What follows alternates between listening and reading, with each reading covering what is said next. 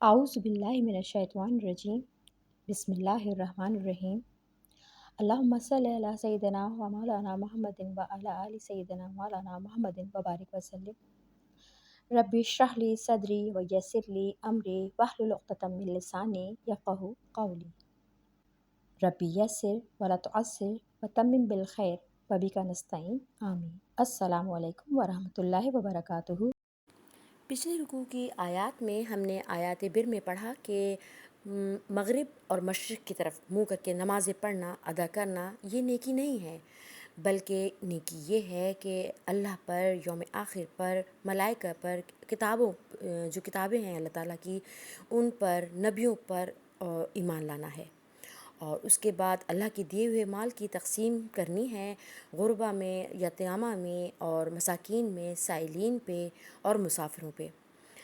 इन आयत में ये भी था कि मुश्किल वक्त में सब्र करने की तलक़ीन की गई थी, क़सास था, वसीयत के बारे में हमने जाना था। अब आगे की आयत में आया कि या अय्युहल्लज़ीना कहा गया, तो ये कहकर सबको मुखातिब करके रोज़े की फ़र्ज़ियत के बारे में जाना था। अब इसके आगे की आयत नंबर 185 की हम तिलावत करते हैं। शहरु रमज़ान अल्लज़ी उन्ज़िला फ़ीहिल क़ुरआनु हुदल लिन्नासि व बय्यिनातिन मिनल हुदा वल फ़ुरक़ान फ़मन शहिदा मिनकुमुश शहरा फ़लयसुमहु वमन काना मरीदन औ अला सफ़रिन फ़इद्दतुम मिन अय्यामिन उख़र युरीदुल्लाहु बिकुमुल युस्रा वला युरीदु बिकुमुल उसरा वलितुकमिलुल इद्दत वलितुकब्बिरुल्लाह अला मा हदाकुम वलअल्लकुम तशकुरून। इसका लफ्ज़ी तर्जुमा करते हैं।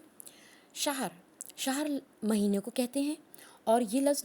जैसे हम जाने पहचाने लफ्ज़ हैं हमारे इश्तिहार, और इसकी मीनिंग जिस तरह से आते हैं जैसे किसी चीज़ को मशहूर करना, जैसे कि रमज़ान का महीना मशहूर है, हम जानते हैं। रमज़ान ये लफ्ज़ जो निकला है ये रम्ज़ से निकला है, और रम्ज़ जो कहते हैं गर्मी को कहते हैं। इसका मतलब ये हुआ कि गुनाहों का जलना, शिद्दत हर, शिद्दत की गर्मी। और ये इस महीने को इसलिए भी कहा गया कि इसमें उस वक्त अरब में शिद्दत की गर्मी पड़ती थी। इसका रूट लेटर है रा मीम ज़ौद, रम्ज़, रमज़ा यरमिज़ु, गुनाहों का जलना। उन्ज़िला उतारा गया, ये लफ्ज़ जैसे हम समझते हैं नुज़ूल होता है, ऊपर से किसी चीज़ का नीचे आना। फ़ीही बीच इसके, कुरान कुरान करीम, हुदन हिदायत है, लिन्नासी लाम हुर्फ़ जारा है इसमें, और लिन्नासी के लिए, लोगों के, वाव और बय्यिनात वाज़ेह निशानियाँ, दलीलें, मिनल हुदा हिदायत से, मिन से, हुदा हिदायत, वल फ़ुरक़ान वाव और फ़ुरक़ान मोज़े। अच्छा, इसमें लफ्ज़ फ़ा रा क़ाफ़ इसका रूट लेटर है, और जिसके मायने हैं अलग अलग करना, फ़र्क करना, और इसमें किसी हक़ और बातिल के दरमियान किसी चीज़ का फ़र्क करना। फ़मन पस जो कोई, फ़ापस मन जो कोई, शहीदा हाजिर हुए यानी देखे, मिन कुम इसमें दो लफ्ज़ हैं, मिन और कुम, तुम में से, शहर इस महीने में, फल यसुहु बस चाहिए कि रोज़े रखे उसके, वाव और मन जो कोई, जो शख्स, काना हो, मरीज़न मरीज़, औ या, अला ऊपर को कहते हैं, सफ़र सफ़र के, फ़इद्दतुन बस गिनती करे, इद्दा इद्दा लफ्ज़ जिसमें आ रहा है ये अदद से निकला है, ऐन दाल दाल इसका रूट लेटर है, और बस गिनती है, मिन से, अय्याम दिनों में, उखर दूसरे दिनों में और दिनों में, युरीदुल्लाह युरीद चाहता है, अल्लाह अल्लाह अल्लाह चाहता है, बिकुमुल युसरा बिकुम साथ तुम्हारे, युसरा आसानी, वाव और ला नहीं, युरीद चाहता, बिकुम साथ तुम्हारे, उस दुश्वारी, वाव और वली तुकमिलू, ये अकमला युकमिलू से निकला है लफ्ज़, वली तुकमिलू एक माल निकला है, मुकम्मल लफ्ज़, ताकि पूरा करो तुम, इद्दा इद्दा वही ऐन दाल दाल, इद्दा गिनती, वली तुकब्बिरू ताकि बड़ाई करो। अब यहाँ पे तुकब्बिरू लफ्ज़ को थोड़ा समझना है। रमज़ान के जब रोज़े रख लेते हैं तो हम लोग जो तकबीर करते हैं, ईद की तकबीरें जो आती हैं, जो चांद रात से स्टार्ट होती हैं, तो ये उसके लिए आया है ताकि बड़ाई करो, इन दिनों के बाद तुम बड़ाई करो اللہ اللہ کی، اللہ اوپر، ما اس کے ہداکم ہدایت دی تم کو، واو اور لعلکم تاکہ تم تشکرون شکر کرو۔ اس کا ترجمہ: رمضان کا مہینہ وہ مہینہ ہے جس میں قرآن نازل کیا گیا، جو لوگوں کے لیے ہدایت ہے، اور ہدایت کے بارے میں اس کے بیانات خوب واضح ہیں،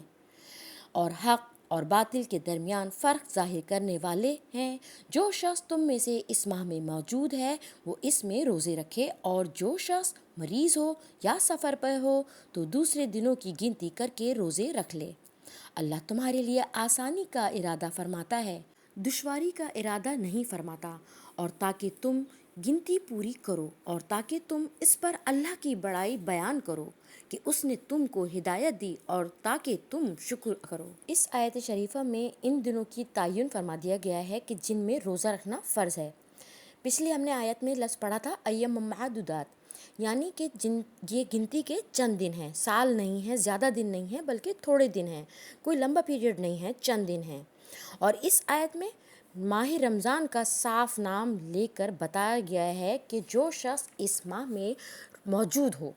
یعنی کہ اس میں وہ اس مہینے کو پائے تو وہ روزے رکھے۔ دوسری بات اس میں یہ بیان کی گئی کہ رمضان مبارک کی دوسری فضیلت یہ کہ اس میں قرآن مجید نازل ہوا ہے۔ اب اگر اس میں کوئی شخص یہ سوال کرتا ہے قرآن مجید تو تھوڑا تھوڑا کر کے 23 سال میں نازل ہوا ہے، پھر اس کا کیا مطلب ہے کہ رمضان مبارک میں نازل ہوا؟ تو اس کا جواب تفسیر قرطبی کی جلد نمبر 2 میں آیا ہے کہ شب قدر میں لوح محفوظ سے پورا قرآن جملۃ الواحد اکٹھا آسمانی دنیا پر نازل کیا گیا ہے اور بیت العزت میں رکھ دیا گیا، پھر وہاں سے حضرت جبریل علیہ السلام تھوڑا تھوڑا حسب حکم لاتے رہے۔ آگے فرمایا جا رہا ہے کہ ہدی للناس، کہ یہ لوگوں کے لیے ہدایت ہے، اس میں ہدایت ہے، واضح بیانات ہیں، نشانیاں ہیں، اور حق اور باطل کے درمیان فرق کرنے والا ہے۔ قرآن کی یہ صفت سب کے سامنے، دشمنوں کے سامنے، دوستوں کے سامنے، سب کے سامنے ظاہر ہو گئی ہے۔ آگے فرمایا گیا فمن شاہد منکم الشہر فلیصمہ، اس میں ہر عاقل بالغ مسلمان مرد عورت پر رمضان کی روزوں کی فرضیت کے بارے میں بتایا گیا ہے کہ مسافروں کو، مریضوں کو، حمل والی عورتیں، دودھ پلانے والی عورتوں کو اجازت ہے کہ وہ رمضان میں روزے نہ رکھیں اور بعد میں اس کی قضا کر لیں۔ اسی طرح حیض اور نفاس کی عورتوں کو بھی حکم ہے کہ وہ رمضان میں روزے نہ رکھیں اور بعد میں اس کی گنتی پوری کر لیں۔ اس طرح مریضوں کو، مسافروں کو روزہ نہ رکھنے کی اجازت ہے کہ وہ بعد میں اس کی قضا کر لیں۔ جتنے بھی دن روزے رہ گئے وہ لگاتار روزے اگر قضا نہیں رکھ سکتے تو اس میں کوئی شرط نہیں ہے، کوئی قید نہیں ہے، وہ ان کو الگ الگ دنوں میں بھی یا لگاتار بھی رکھ سکتے ہیں، دونوں حالت میں درست ہے۔ لوگ اس طرح سے دیکھا جاتا ہے کہ خواہ مخواہ لوگ اپنے پر سختیاں جھیلتے ہیں، شدید سفر کے اندر بھی روزے رکھ لیتے ہیں، حالانکہ اللہ تعالیٰ نے دوسرے دنوں میں گنتی پوری کرنے کی اجازت دی ہے، آسانی دی ہے۔ رسول اللہ صلی اللہ علیہ وسلم نے ایک سفر میں ان لوگوں پر کافی جو سرزش تھی وہ انہوں نے روزہ رکھ لیا تھا۔ آپ صلی اللہ علیہ وسلم نے صحابہ کرام کے ہمراہ جہاد اور قتال کے لیے نکلے تھے، تو کچھ لوگوں نے اس سفر میں بھی روزہ رکھ لیا۔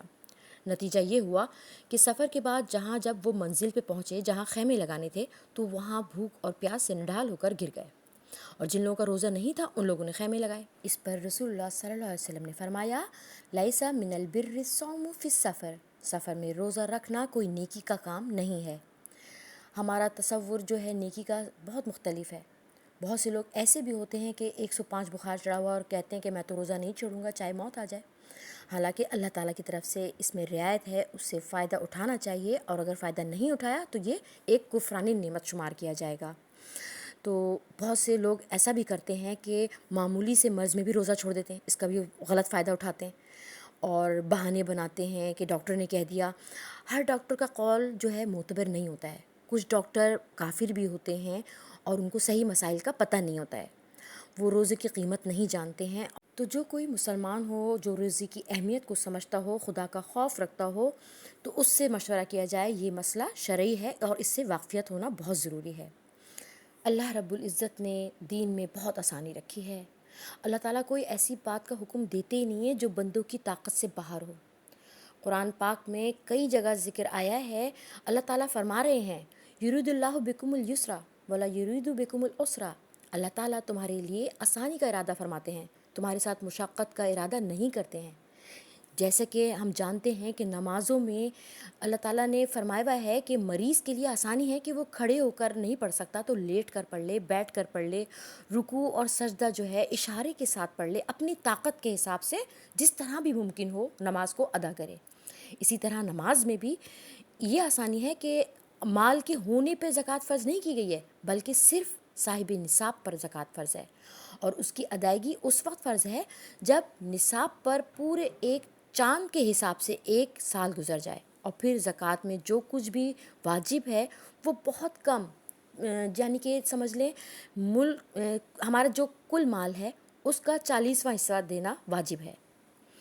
اسی طرح حج پر بھی آسانی ہے کہ ہر شخص پہ فرض نہیں ہے، بلکہ جو شخص مکہ معظمہ کی سواری پہ آنے جانے کی طاقت رکھتا ہو، سفر کا خرچ برداشت کر سکتا ہو، بال بچوں کا پیچھے اپنے ضروری خرچہ چھوڑ کر جانا اس میں استطاعت ہو اس کی اتنی، تب اس پہ حج فرض ہے،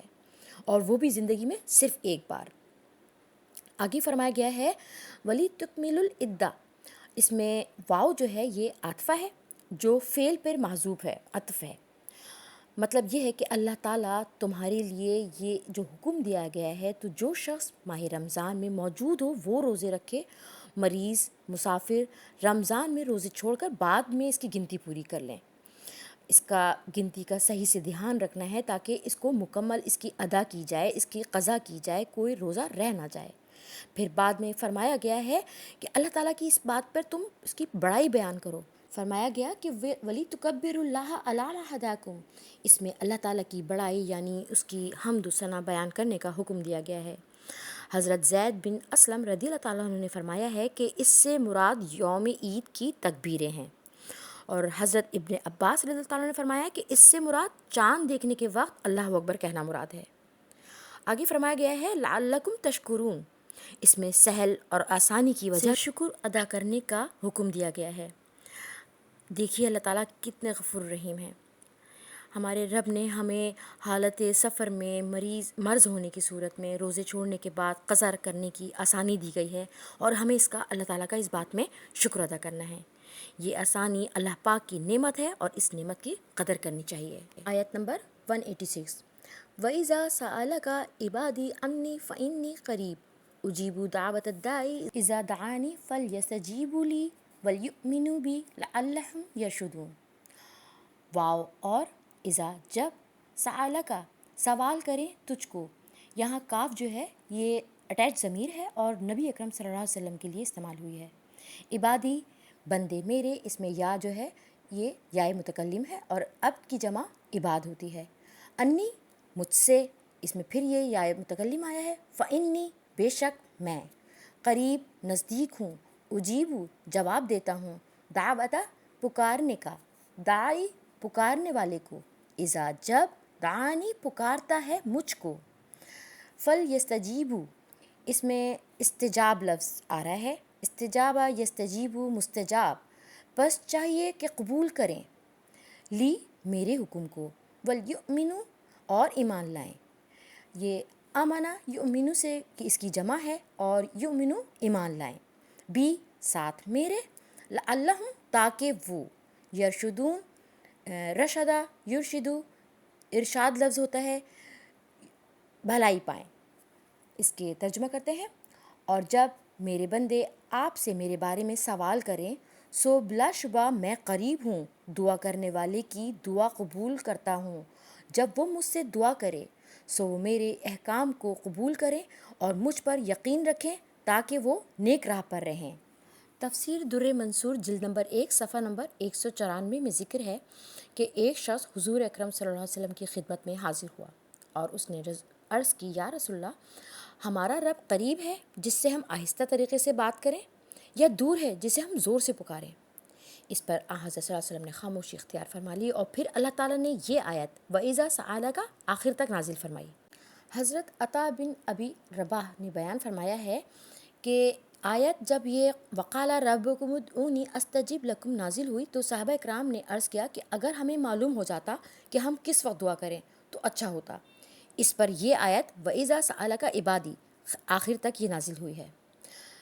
ہم پچھلے آیت میں جان چکے ہیں کہ روزوں کا احکام ہوا ہے، اس میں رمضان مبارک کا مہینہ اس کا آخرت کے کمانے کا سیزن بتایا گیا، اور اس میں بہت کمائی بتائی گئی ہے اعمال کے حساب سے۔ شیاطین کو جکڑ دیا جاتا ہے، جنت کے دروازے کھول دیے جاتے ہیں، دوزخ کے دروازے بند کر دیے جاتے ہیں۔ صحیح بخاری میں ہے کہ اللہ تعالیٰ کی طرف سے ہر رات ایک منادی ندا دیتا ہے کہ اے خیر کی تلاش کرنے والے آگے بڑھ، اور اے شر کی تلاش کرنے والے رک جا۔ اہل ایمان کی طبیعت رمضان میں اور ویسے بھی جو نیک لوگ ہوتے ہیں ان کی نیکیوں کی طرف بہت زیادہ راغب ہوتی ہیں۔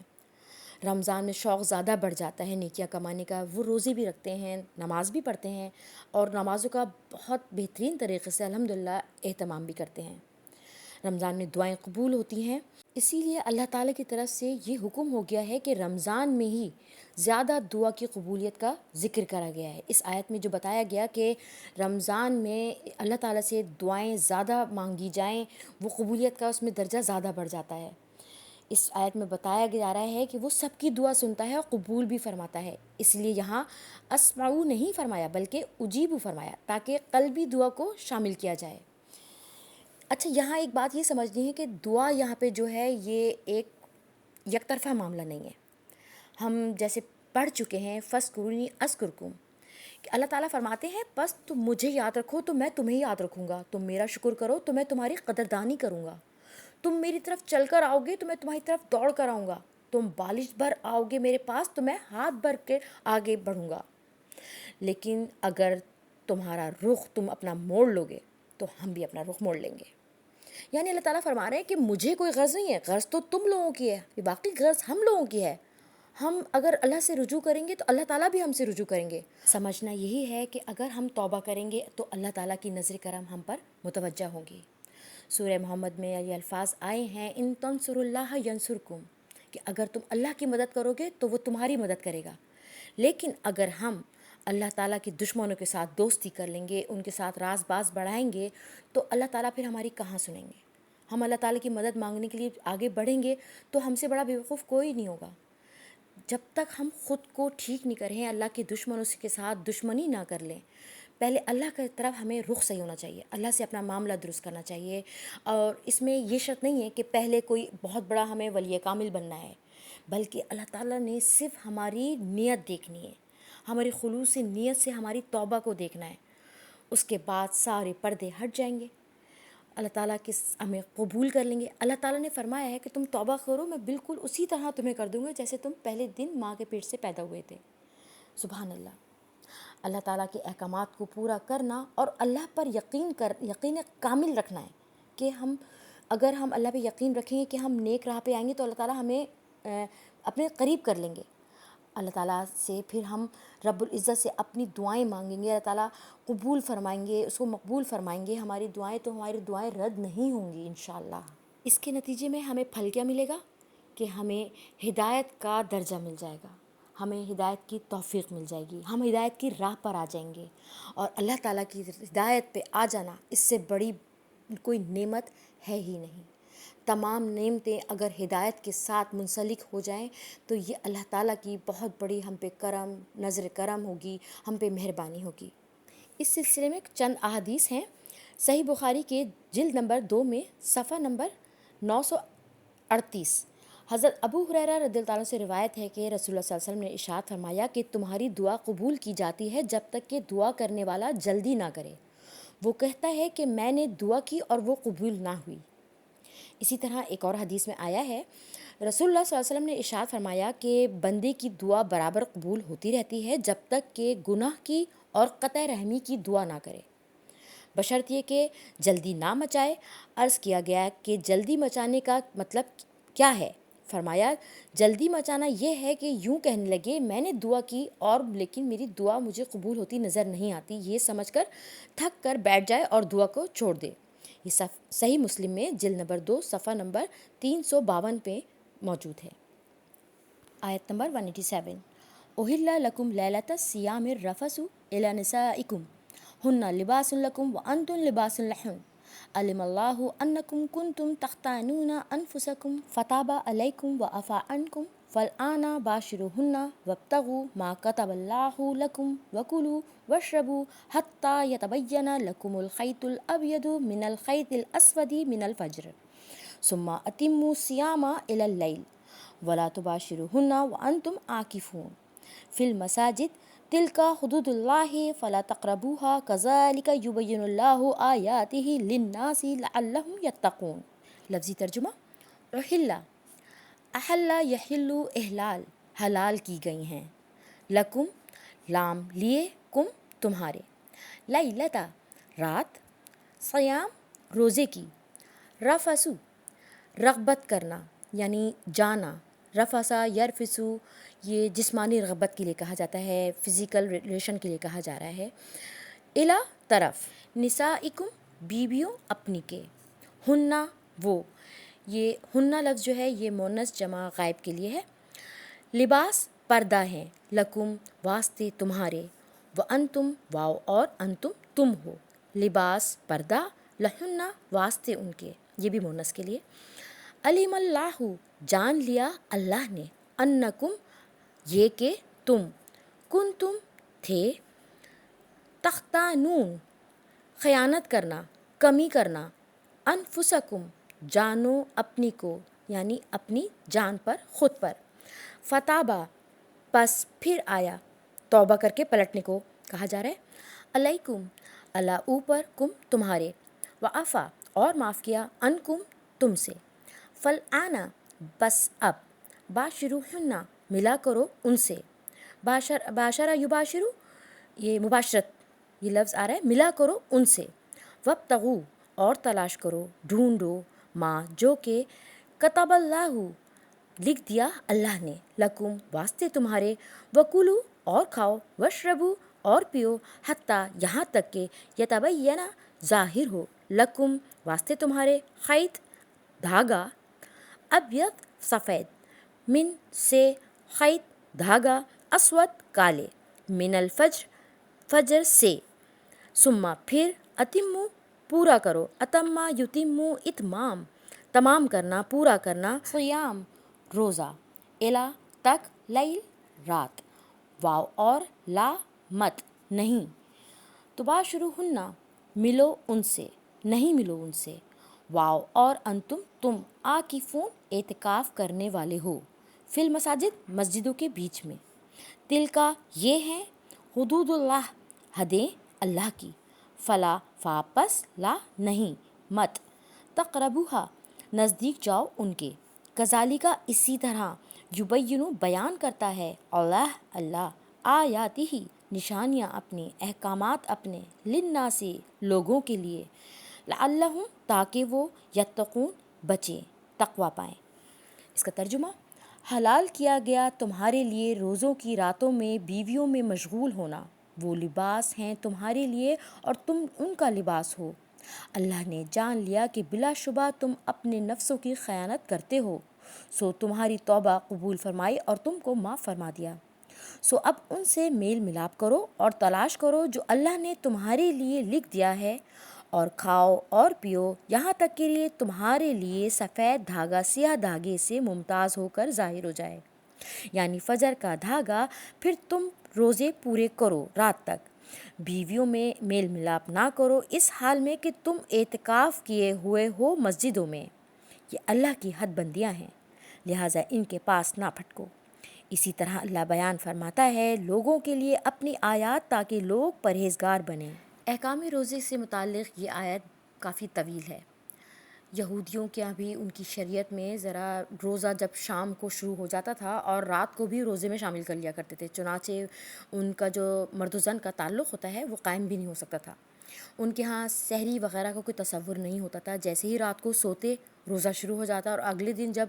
آفتاب غروب ہوتا تو روزہ ان کا رہتا تھا۔ حضرت براء بن عازب رضی اللہ تعالیٰ عنہ نے بیان فرمایا ہے کہ روزے کی فرضیت کے بارے میں ابتدائی زمانے میں قانون کے مطابق حضور اکرم صلی اللہ علیہ وسلم کے صحابہ کرام اس پر عمل کرتے تھے۔ جب کسی شخص کا روزہ ہوتا، افطار کا وقت آ جاتا اور اگر وہ افطار سے پہلے سو جاتا تو پوری رات اور پورے دن تک وہ کچھ اگر نہیں کھایا جب تک کہ شام نہیں ہو جائے تو وہ اس کا پورا دن اور رات روزے میں شمار ہو جاتا تھا۔ جب یہ واقعہ پیش آیا کہ ابو قیس سرما انصاری رضی اللہ تعالیٰ عنہ کا روزہ تھا، افطار کا وقت ہوا تو وہ اپنی بیوی کے پاس آئے، ان سے کہا تمہارے پاس کھانے کو کچھ ہے؟ انہوں نے کہا میرے پاس تو کچھ نہیں، لیکن میں کہیں جا کر تمہارے لیے انتظام کر کے لاتی ہوں۔ انہوں نے دن بھر کام کیا، ابھی بھی ان کی بیوی واپس نہ آئی تو ان کی آنکھ لگ گئی۔ بس جب وہ آئیں اور ان کو دیکھا کہ وہ سو چکے ہیں تو کہنے لگیں ہائے تیری محرومی، کھانے کا وقت ختم ہوا اور کل کو روزہ بھی رکھنا ہے۔ انہوں نے اسی طرح بغیر کھائے پیے روزہ رکھ لیا۔ جب آدھا دن ہو گیا تو رسول اللہ صلی اللہ علیہ وسلم نے سے اس کا ذکر فرمایا، اللہ تعالیٰ نے اس پر یہ آیت کریمہ نازل فرمائی ہے۔ ہمارے ہاں روزوں میں نرمی کی گئی ہے، ایک تو رات کو روزے کو خارج کر دیا گیا ہے، صرف روزہ دن کا رکھنا ہے، رات کے وقت روزے کی تمام پابندیاں ختم ہو جاتی ہیں۔ اسی طرح سے رات کو تعلق زن و شوہر بھی قائم کر دیا جاتا ہے اور کھانے پینے کی بھی اجازت ہے۔ شوہر اور بیوی کے تعلق کو جائز قرار دیا گیا، یہاں پہ حلال قرار دیا گیا ہے، اور یہ بھی فرمایا گیا آگے کہ وہ پوشاک ہیں تمہارے لیے اور تم پوشاک ہو ان کے لیے۔ یہاں پہ یہ بات بہت آرام سے سمجھائی جا رہی ہے کہ جیسے وہ تمہارے لباس ہیں اسی طرح تم ان کا لباس ہو۔ جیسے لباس میں کوئی پردہ نہیں ہوتا، ایسے ہی بیوی اور شوہر میں کوئی پردہ نہیں ہوتا۔ لباس تو خود ایک پردہ ہی ہے۔ اسی طریقے سے کہا تو مثال دی جا رہی ہے کہ اللہ تعالیٰ مثال دے رہے ہیں کہ جیسے مرد کے اخلاق کی حفاظت کرنا بیوی کی ذمہ داری ہے، اسی طرح بیوی کے اخلاق کی ذمہ داری، اس کی حفاظت کرنا مرد کی ذمہ داری ہے۔ آگے فرمایا جا رہا ہے علم اللہ، یعنی اللہ کے علم میں ہے کہ تم اپنے آپ سے خیانت کر رہے ہو۔ صحیح بخاری کے صفحہ نمبر 247 جلد نمبر 2 میں ہے کہ جب رمضان کے روزوں کا حکم ہوا تو افطار کے بعد نیند آ جانے کی صورت میں عورتوں کے قریب نہ جاتے تھے، اور پورے رمضان یہی قانون رہتا تھا، اور بہت سے لوگ جو تھے وہ اپنے جانوں پر خیانت کر لیا کرتے تھے۔ اللہ تعالیٰ فرما رہے ہیں کہ اللہ کے علم میں ہے کہ تم اپنے آپ کے ساتھ خیانت کر رہے ہو، تم جو وہ کام کر رہے تھے جو گناہ نہیں ہے لیکن پھر تم اس کو گناہ سمجھ رہے ہو اور پھر بھی کر رہے ہو، تو یعنی کہ تم خیانت کر رہے ہو۔ فتاب علیکم، تو اللہ نے تم پر نظر رحمت فرمائی، وعفا عنکم، اور تمہیں معاف کر دیا۔ اس سلسلے میں جو بھی خطائیں ہو گئیں وہ سب کی سب معاف سمجھو۔ فالآن باشروہن، تو اب تم ان کے ساتھ تعلق زن و مرد قائم کرو۔ وابتغوا ما کتب اللہ لکم، اور تلاش کرو اس کو جو کچھ اللہ تعالیٰ نے تمہارے لیے لکھ دیا ہے۔ یعنی اولاد کا جو سلسلہ شروع ہوتا ہے وہ تعلق زن و مرد سے ہے، اور اس کا مقصد یہی ہے اولاد پیدا ہونے کا۔ تو اللہ تعالیٰ نے اس تعلق کو سکون اور راحت کا ذریعہ بنا دیا، جیسے کہ اللہ تعالیٰ نے قرآن مجید میں فرماتے ہیں لَتَسْكُنُوا إِلَيْهَا کے الفاظ، کہ اس تعلق کے بعد اعصاب میں تناؤ کے اندر جو ایک سکون کی کیفیت پیدا ہوتی ہے، اس میں یہی حکمت ہے کہ حضور اکرم صلی اللہ علیہ وسلم اپنے ہر سفر میں ایک زوجہ محترمہ کو اپنے ساتھ ضرور رکھتے تھے، اس لیے کہ وہ قائد اور سپہ سالار کو کسی وقت کبھی بھی کسی ایسی پریشان کل جو صورتحال ہو جائے تو اس پہ جو فیصلہ کرنے پڑتے تھے کہ جس پہ جذبات اور اعصاب پر دباؤ پڑ جایا کرتا تھا، اس کے لیے کام کیا جاتا تھا کہ حضور صلی اللہ علیہ وسلم اپنے ساتھ سفر میں زوجہ محترمہ کو ساتھ رکھتے تھے۔ وَكُلُوا وَاشْرَبُوا حَتَّى يَتَبَيَّنَ لَكُمُ الْخَيْطُ الْأَبْيَضُ مِنَ الْخَيْطِ الْأَسْوَدِ مِنَ الْفَجْرِ، اور کھاؤ اور پیو یہاں تک کہ واضح ہو جائے تمہارے لیے فجر کی سفید دھاری رات کی سیاہ دھاری سے۔ یہاں پہ مراد یہ دی گئی ہے کہ اس کا جو مثال دی جا رہی ہے وہ صبح کی پاؤں پھٹنے کے لیے بتائی جا رہی ہے، یعنی جب صبح کی سحر نمایاں ہو جائے، صبح صادق ہوتی ہے، اس وقت کھانے پینے کو چھوڑنے کی اجازت ہے۔ اور یہاں کہا گیا کہ وَكُلُوا وَاشْرَبُوا، اور کھاؤ اور پیو، یہاں پہ یہ امر کا صیغہ آیا ہے، حکم دینے کا صیغہ آیا ہے۔ ہمارے اور یہود کے روزوں میں صرف ایک سحری کا ہی فرق ہے۔ اس ایک حدیث میں بھی اس کی کافی آیا ہے کہ سحری ضرور کیا کرو، اس لیے کہ سحری میں برکت ہے۔ پھر اس کے بعد فرمایا جا رہا ہے وَلَا تُبَاشِرُوهُنَّ وَأَنْتُمْ عَاكِفُونَ فِي الْمَسَاجِدِ، اور بیویوں سے میل ملاپ نہ کرو اس حال میں کہ تم اعتکاف کیے ہو مسجدوں میں۔ اعتکاف سنت ہے جو صرف مسجدوں میں ہی ہوتی ہے، اور اس کے لیے نیت کرنا بھی ضروری ہے۔ اعتکاف کی نیت بغیر مسجد میں جتنا بھی وقت گزارے گا وہ اعتکاف میں شمار نہیں ہوتا ہے۔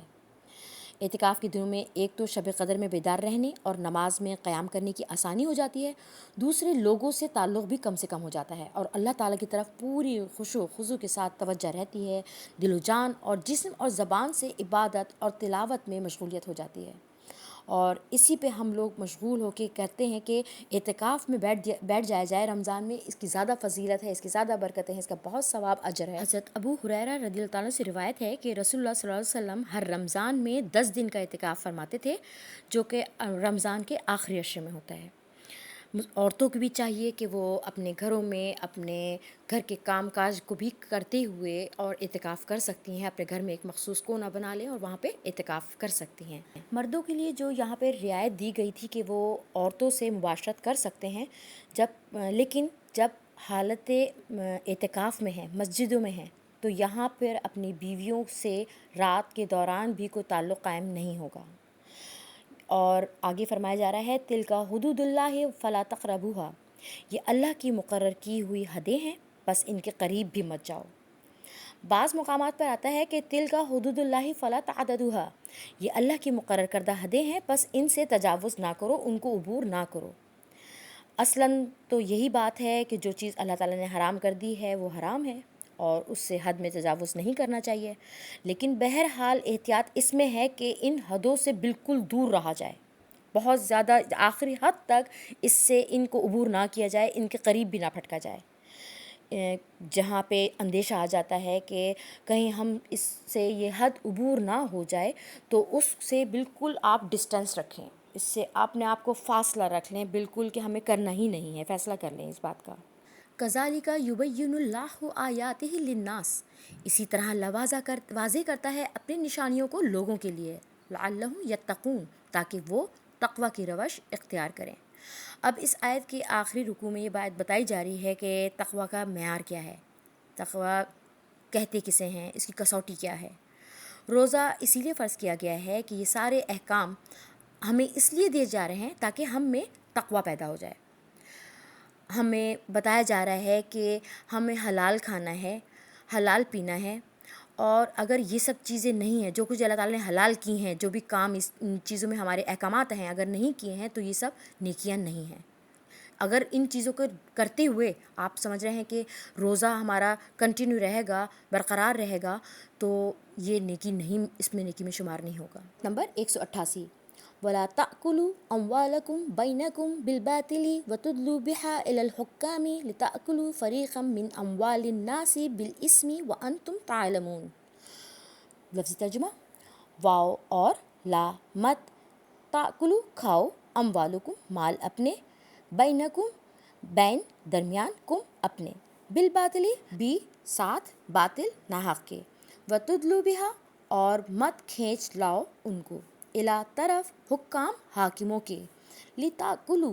تاکہ کھاؤ، فریقاً ایک پورشن، ایک ٹکڑا،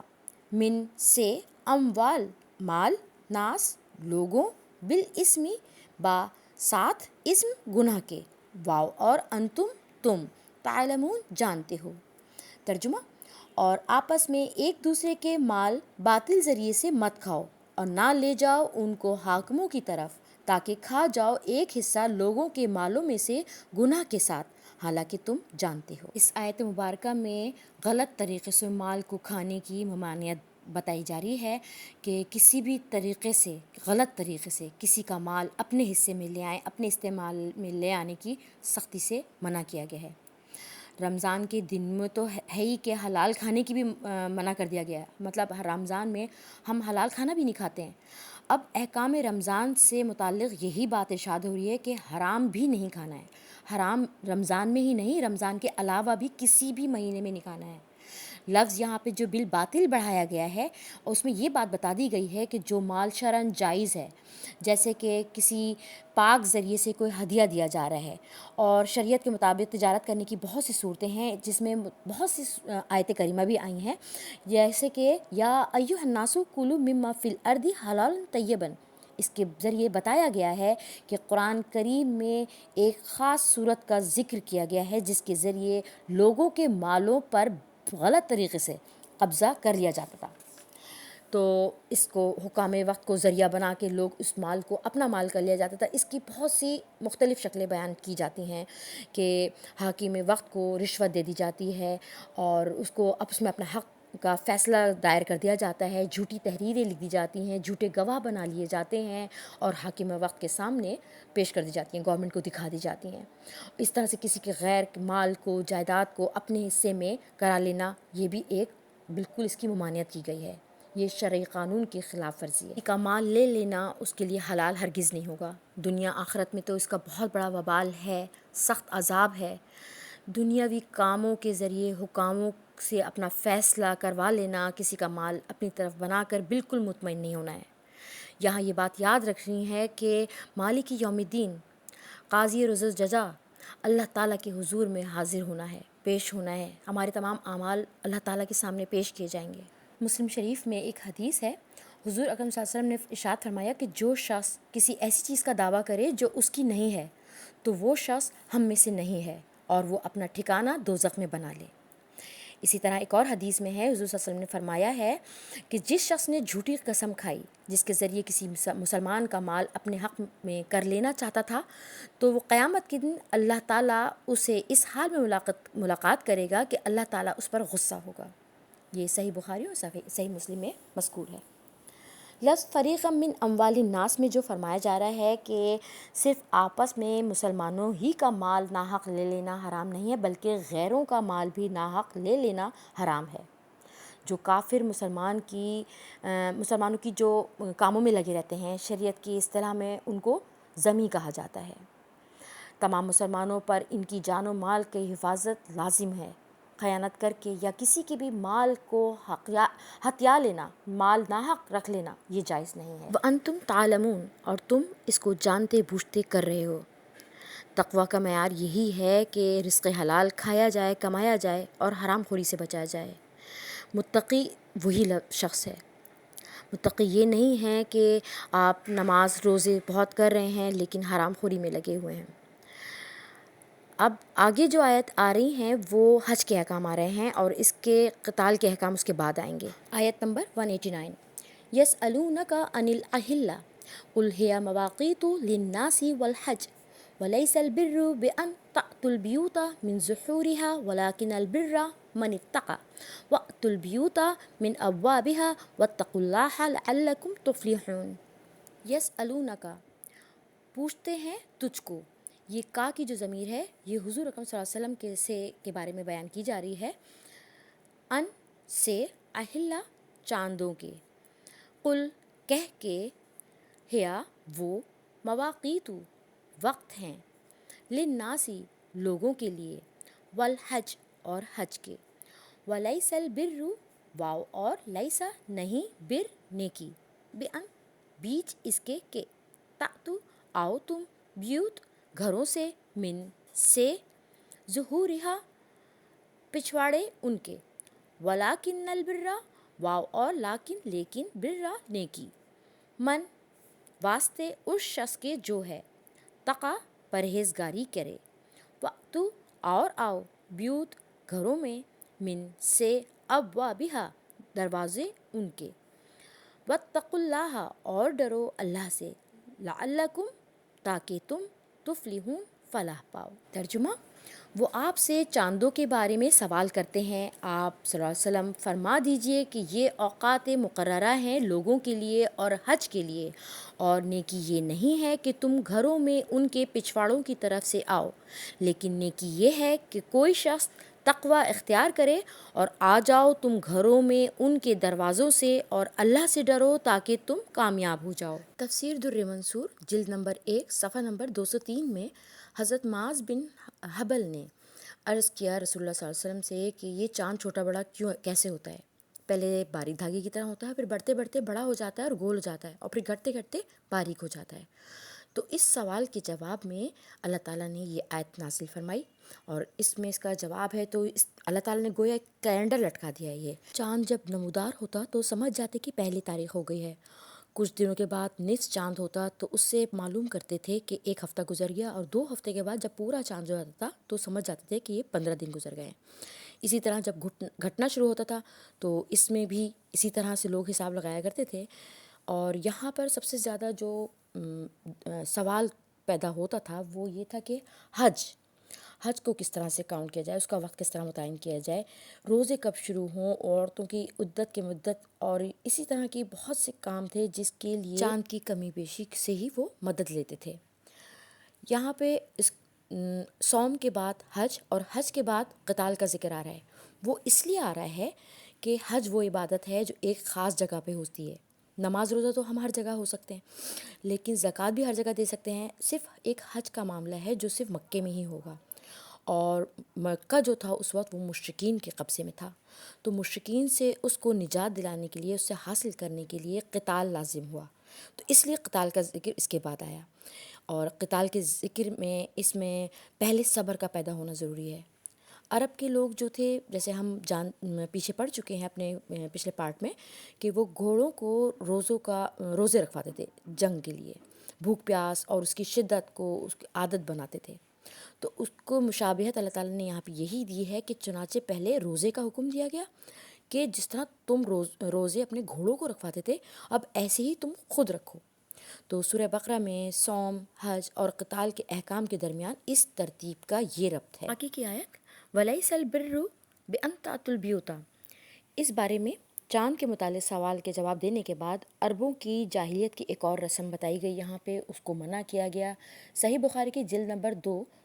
صفحہ نمبر 248 میں حضرت براء بن عازب رضی اللہ عنہ سے مروی ہے کہ جاہلیت کے میں عرب کے لوگ جب احرام باندھ لیا کرتے تھے تو وہ احرام کے زمانے میں اگر جب گھر پہ آتے تھے تو وہ گھر کی بیک سائڈ سے، پشت سے داخل ہوتے تھے۔ اس پر اللہ تعالیٰ نے یہ آیت نازل فرمائی۔ اوس اور خزرج اور کہ وہاں پہ جو انصاری تھے وہ لوگ یہ حج کر کے آتے تھے تو گھر کے دروازوں میں داخل ہونے کے بجائے پیچھے سے آتے تھے۔ وہ سمجھتے تھے کہ ہم نے کوئی بہت برا کام کیا ہے۔ تو اس بات کو بتایا جا رہا ہے کہ اپنی طرف سے کسی کام میں ثواب یا گناہ سمجھ لینا یہ سب بدعت ہے۔ اس میں کوئی نیکی نہیں ہے کہ آپ اپنے گھروں میں پشتوں کی طرف سے آؤ، بیک سائڈ سے آؤ۔ نیکی تو اس میں ہے جس میں اللہ تعالیٰ نے منع فرمایا ہے، ان سے پرہیز کیا جائے۔ اللہ کے احکام کی خلاف ورزی ہو ان چیزوں میں جس میں اللہ تعالیٰ نے اپنے احکام اور اعمال کی پابندی کی جائے اور اس کو ہی بس صرف ثواب سمجھا جائے۔ یہ سب گمراہی کی باتیں ہیں کہ پیچھے سے آ جانا ہے اور یہ گناہ کی بات ہے، اس کو چھوڑ دینا، یہ سب بدعتیں ہیں۔ اپنی طرف سے کوئی کام منسوب کر لینا اسلام میں تو یہ بدعت ہے۔ آخر میں فرمایا وَاتَّقُوا اللَّهَ لَعَلَّكُمْ تُفْلِحُونَ، تاکہ تم اللہ سے ڈرو اور کامیاب ہو جاؤ۔ اس کے احکام پر عمل پیرا ہونا ہے اور اس کے احکام میں کوئی تغیر اور تبدیلی نہیں لانی ہے۔ اس آیت سے یہ قانون معلوم ہو گیا کہ جس عمل کو اللہ تعالیٰ نے ثواب کا کام نہیں بتایا ہے اور جس کی ترغیب نہیں دی ہے تو اس کو ثواب بنا لینے سے کوئی چیز ثواب نہیں بن جاتی، دین کا جز نہیں بن جائے گا۔ وہ آپ اللہ تعالیٰ کی قرب حاصل کرنے کے لیے اس ٹائپ کے اگر عقیدے رکھے جائیں گے تو یہ نجات کا ذریعہ نہیں ہے، بلکہ یہ دین سے منحرف ہونا اور اس میں بدعتیں پیدا کرنے نیکیوں کو خرابے میں ڈالنا ہے۔ آگے کی آیت تلاوت کرتے ہیں۔ وَقَاتِلُوا فِي سَبِيلِ اللَّهِ الَّذِينَ يُقَاتِلُونَكُمْ وَلَا تَعْتَدُوا إِنَّ اللَّهَ لَا يُحِبُّ الْمُعْتَدِينَ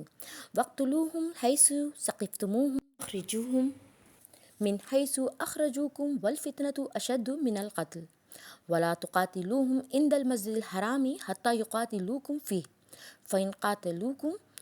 فَاقْتُلُوهُمْ كَذَلِكَ جَزَاءُ الْكَافِرِينَ فَإِنِ انْتَهُوا فَإِنَّ اللَّهَ غَفُورٌ رَحِيمٌ کا ترجمہ، اور اللہ کی راہ میں جنگ کرو ان لوگوں سے جو تم سے جنگ کرتے ہیں، اور زیادتی مت کرو، بے شک اللہ تعالیٰ زیادتی کرنے والوں کو پسند نہیں فرماتا۔ اور تم ان کو قتل کرو جہاں بھی پالو، اور نکال دو ان کو جہاں سے انہوں نے تم کو نکالا، اور فتنہ قتل سے بھی زیادہ سخت ہے۔ اور ان سے جنگ مت کرو مسجد حرام کے پاس جب تک وہ تم سے اس میں خود نہ لڑیں، سو اگر وہ تم سے جنگ کریں تو تم ان کو قتل کر دو، ایسی ہی جزا ہے کافروں کی، سو اگر وہ باز آ جائیں تو اللہ غفور رحیم ہے۔ وَقَاتِلُوهُمْ حَتَّى لَا تَكُونَ فِتْنَةٌ وَيَكُونَ الدِّينُ لِلَّهِ فَإِنِ انْتَهُوا فَلَا عُدْوَانَ إِلَّا عَلَى الظَّالِمِينَ ترجمہ، اور ان سے یہاں تک قتال کرو کہ فتنہ باقی نہ رہے اور ہو جائے دین اللہ ہی کے لیے، پھر اگر وہ جنگ سے باز آ جائیں تو زیادتی نہیں ہے مگر ظالموں پر۔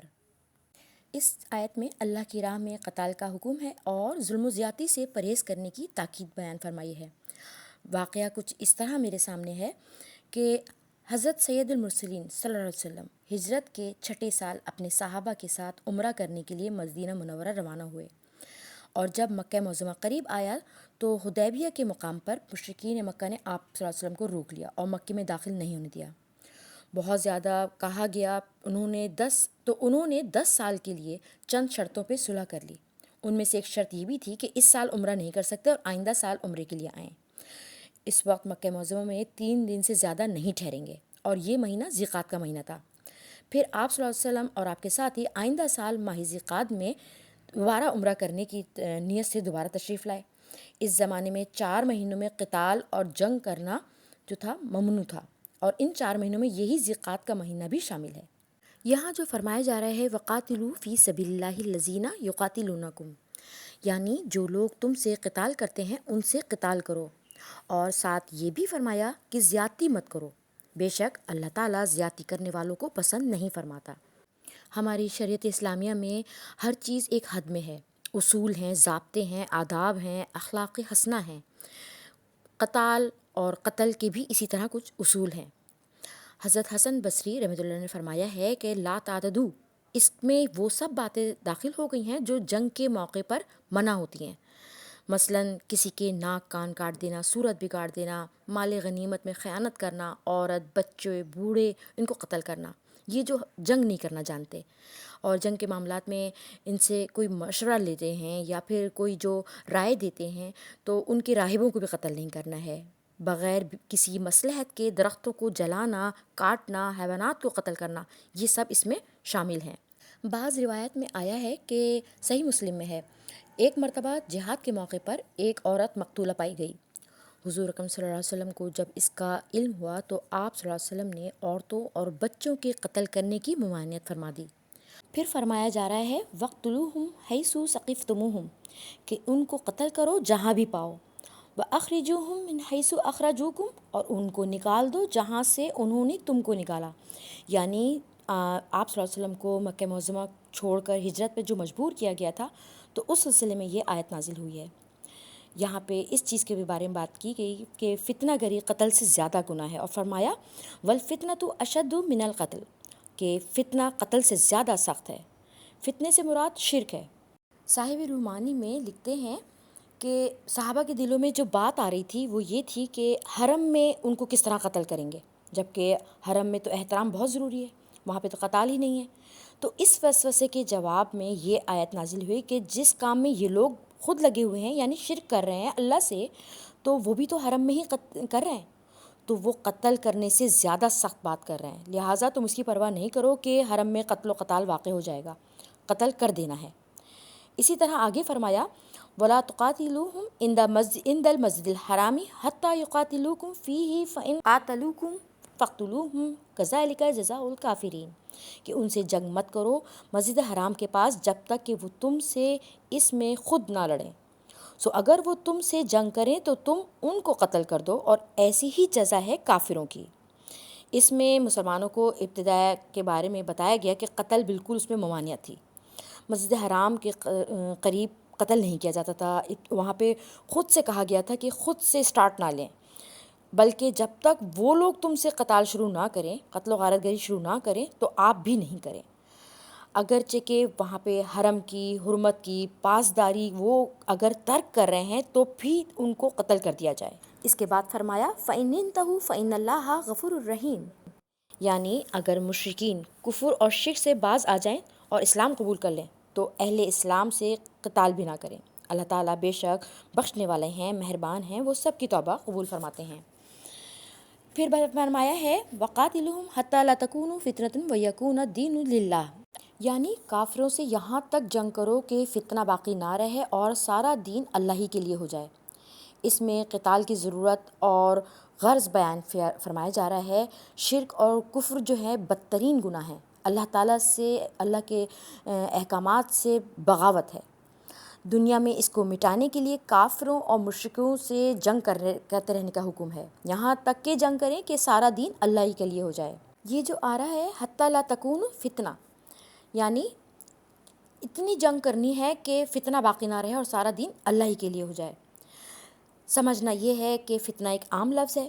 اور سب سے بڑا فتنہ کفر اور شرک ہے، اس کے علاوہ فسق اور فجور بھی فتنہ اٹھاتے رہتے ہیں، مسلمان جو آپس میں لڑتے ہیں یہ بھی بہت بڑا فتنہ ہے۔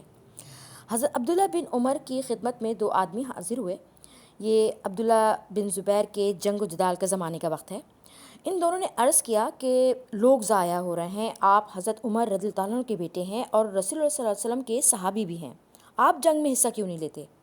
حضرت عبداللہ بن عمر نے ان دونوں سے کہا کہ بلا شبہ اللہ تعالیٰ نے مسلمان بھائی کا قتل کرنا حرام قرار دیا گیا ہے، پھر میں کیسے شرکت کروں؟ ممکن ہے کہ مجھ سے کوئی ناحق قتل نہ ہو جائے۔ ان دونوں نے کہا کیا اللہ تعالیٰ نے یہ نہیں فرمایا کہ وقاتلوہم حتی لا تکون فتنہ، کہ ان سے جنگ کرو یہاں تک کہ فتنہ باقی نہ رہے؟ حضرت ابن عمر رضی اللہ عنہ نے فرمایا کہ ہم نے دشمنان دین سے یہاں تک جنگ کی کہ فتنہ باقی نہ رہا اور دین اللہ ہی کے لیے ہو گیا، اور تم چاہتے ہو کہ یہاں تک جنگ کروں کہ فتنہ وجود میں آ جائے اور دین غیر اللہ کے لیے ہو جائے، لہٰذا تمہاری جنگ اللہ کے لیے نہیں ہے تو میں اس میں شرکت کیسے کروں؟ یہ وہی فتنہ ہے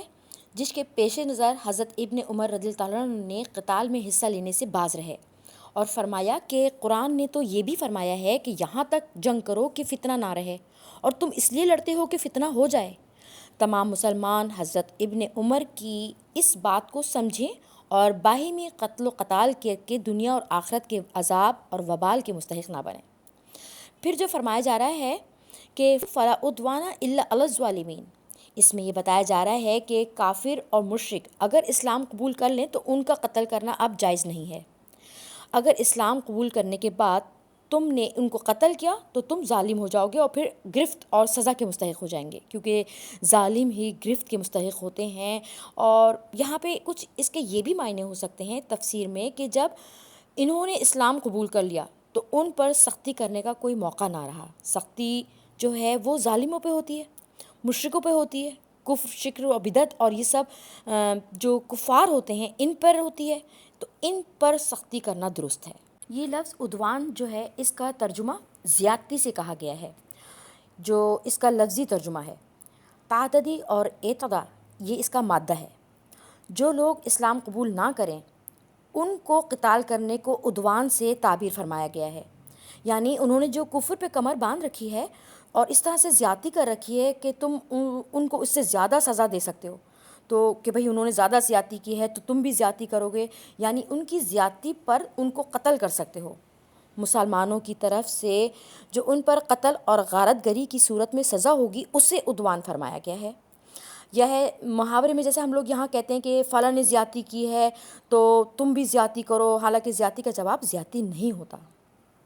صرف دین کی بالادستی کو دیکھنا ہے کہ انسان کی پوری زندگی جو ہے وہ انفرادی طور پہ، اجتماعی طور پر صرف سارے پہلو جو ہیں کلی طور پر اللہ کے احکام کے تابع ہو جائیں۔ الحمدللہ آج کا سبق ہم یہاں پہ اختتام کرتے ہیں اور انشاءاللہ اس کو نیکسٹ میں کنٹینیو کریں گے، اور اس دعا کے ساتھ کہ اللہ تعالیٰ اس کام میں اگر ہم سے کچھ کوتاہی، بھول چوک یا کوئی کمی بیشی ہو گئی ہے تو ہم کو معاف فرمائیے، اس کا اجر ہمارے لیے محفوظ فرمائیے، ہمارے ماں باپ کو اس کا ثواب عطا فرمائیے، آمین ثم آمین۔ السلام علیکم ورحمۃ اللہ وبرکاتہ۔